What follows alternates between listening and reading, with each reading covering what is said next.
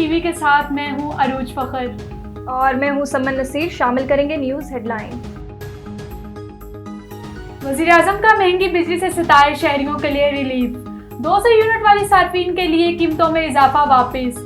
वफाकी काबीना ने सर्कुलेशन के जरिए समरी की मंजूरी दे दी। हुकूमत रिलीफ देने के लिए 50 अरब रुपए सब्सिडी देगी। ISI को कॉल रिकॉर्ड और ट्रेस करने का इख्तियार मिल गया। इंटेलिजेंस कंपनी किसी भी टेली कम्युनिकेशन सिस्टम की रिकॉर्डिंग कर सकेगी। कॉल रिकॉर्ड, मैसेजेस और कॉल ट्रेस करने का इख्तियार होगा। मोबाइल और व्हाट्सएप कॉल की रिकॉर्डिंग भी की जा सकेगी। इद्दत केस में अपीलों पर फैसला 1 माह में करें। नजरसानी की दरख्वास्त पर इस्लामाबाद हाई कोर्ट का फैसला बरकरार।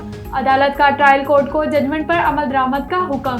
जस्टिस मियां गुल हसन ने खावर मानिका की दरख्वास्त खारिज कर दी।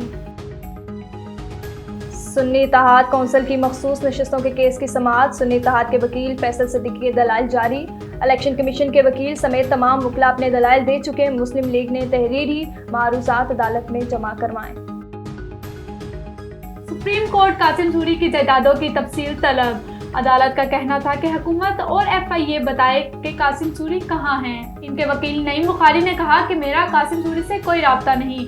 अदालत अपील मुस्तरद कर दे और अदम हाजिरी का आज खुद नोटिस ले। मुझे अदालत से जाने का हुक्म दिया जाए। न्यूज़ स्टूडियो से फिलवक्त इतना ही।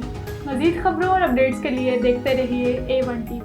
A1 TV, सब पे नजर, अंदर की खबर।